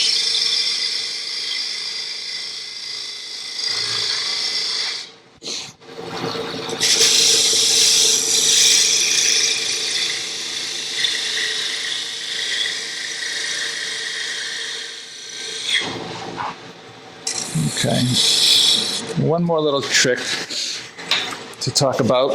So when you want to check how the lid looks on the top, if you're like me and sometimes you have sort of a challenge visualizing how it's going to look, if it's going to be the right shape, before you take it off, I just put a mark on either side of the number 1 jaw. That way I remember which jaw. I just mark there and there line it up exactly with those jaws, that line of the jaw. That way, when I want to put it back on, I can ensure it's in the exact same orientation, and you're less apt to have wobble. It doesn't prevent it 100%, but so that's actually a pretty good profile, I feel like. Now this knob obviously still has to get done, but I'm pretty happy with that. The thickness here is pretty good.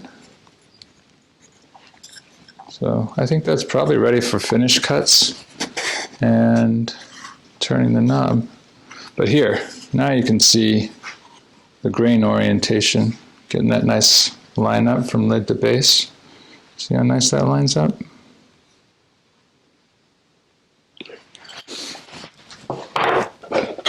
Okay. So we get our line. Expand back in here again. Hopefully we won't have much wobble.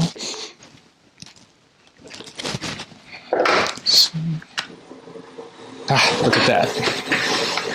Beautiful. Beautiful. I love it when a plane comes together. I'm going to clean up this little underside right here just a little bit.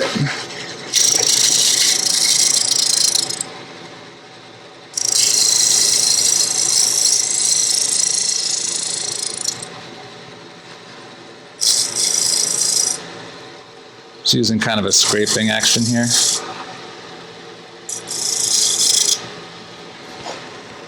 Get rid of that little sharp edge right there. See if we can get one final fine cut along here.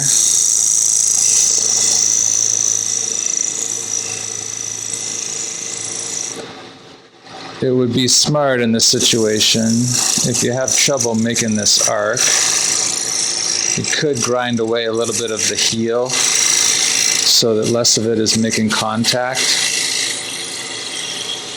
as you try to make that cut. You can see I'm getting little lines there because the heel is bumping into it. And then you do a little bit of cleanup with this, and we'll use a scraper to clean it up a little bit.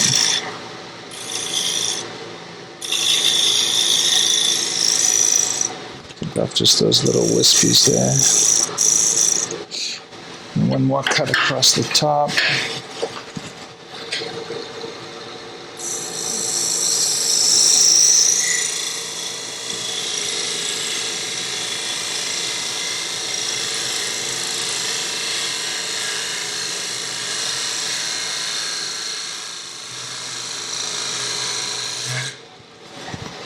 That's very nice.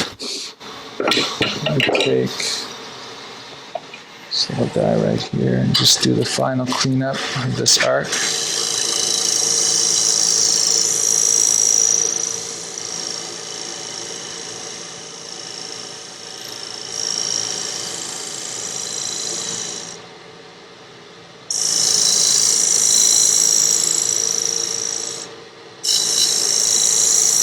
That appears to be also a negative rake scraper.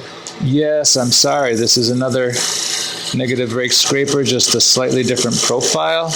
This is kind of a variation on a spear point, except it's got rounded edges, so it's not as sharp of a radius as a round nose scraper would be. It works good at getting into tighter corners and these more gentle kind of radius situations. I'm going to come over to the other side here for 1 second. See if we can get this with it. Yep, it's not going to work. We're going to have to use our gouge because it's a little too tight for this.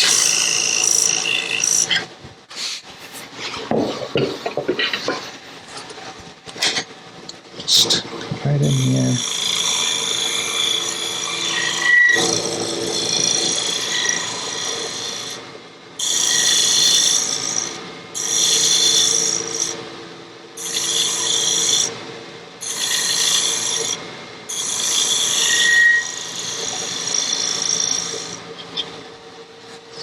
That's pretty good.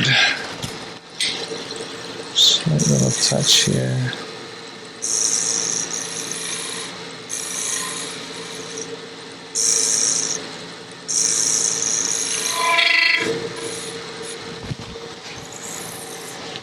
Yeah, the rest of that is pretty easily cleaned up with some light sanding, I think.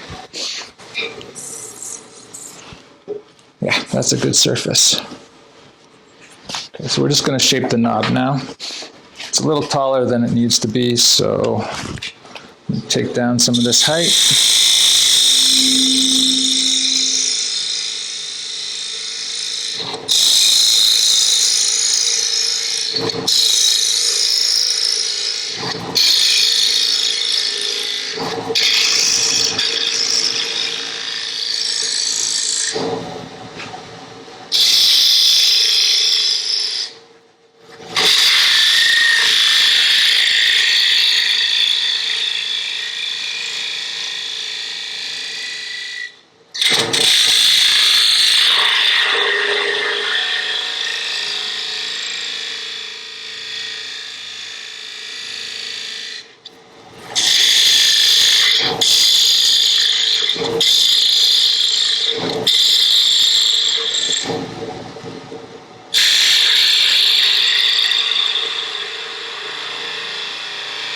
You can really do whatever you want here as far as knob type is concerned. There's lots of different shapes that you could choose.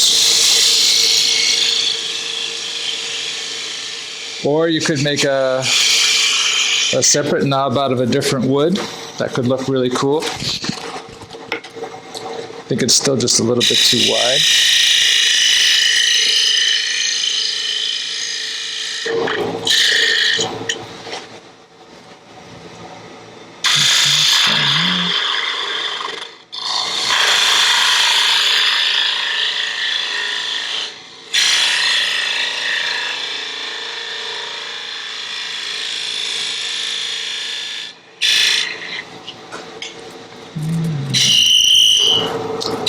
That knob is thin enough at the bottom that we probably have to be a little bit careful about making heavy cuts at this point.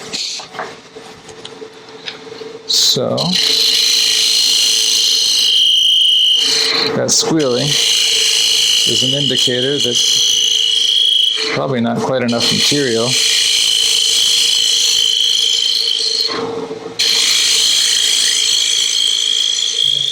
Slippage on the joints. You think so? I don't know. We can always check and see. Because I think it's plenty thick down here. I can't imagine. It's not too thin there. You'd think it would be fine, but let's see. There's a little bit of give there.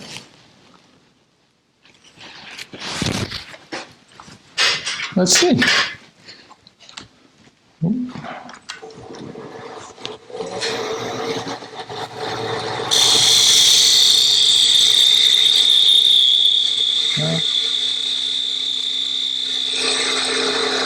That could have been it, Clyde.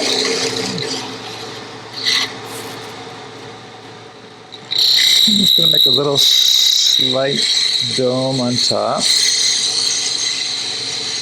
Like that.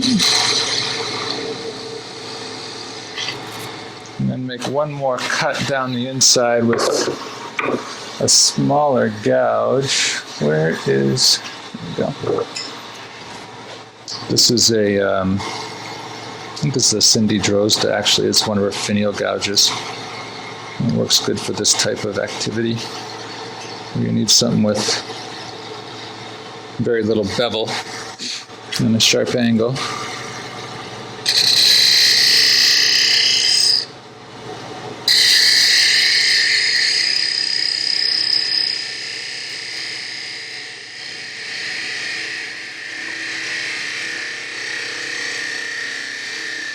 That's going to get pretty thin now.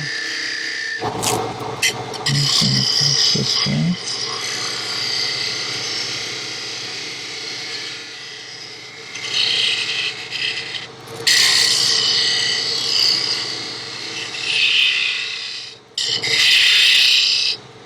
Get this little bit more.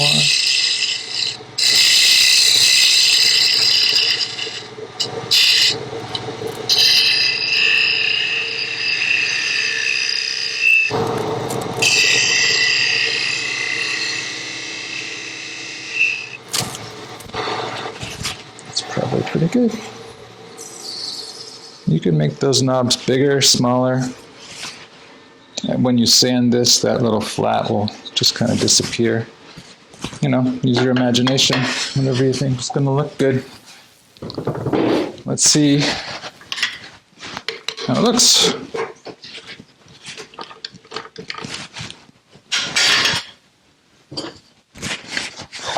Grain all lined up here.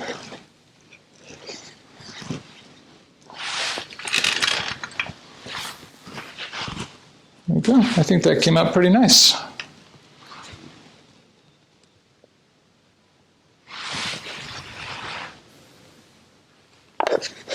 Got a nice fit to it.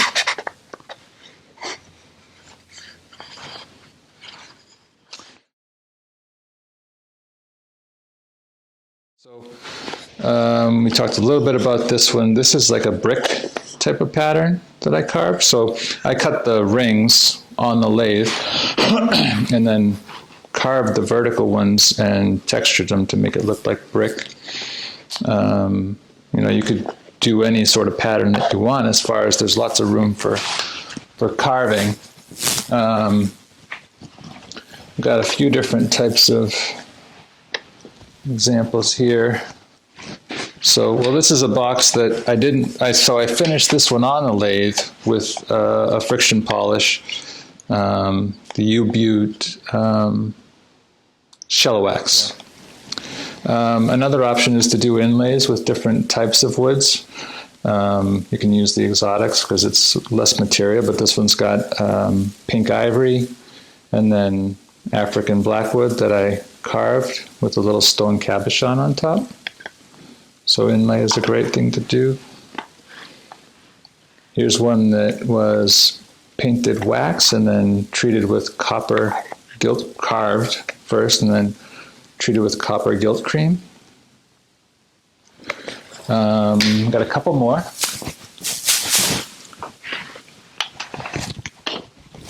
Save that one for last. This is one that I made in a Stephen Kennard class to learn some of his texturing techniques. These are both actually ones that I did in a Stephen Kennard class. But this texturing is done with ball-shaped burrs, actually, of different sizes.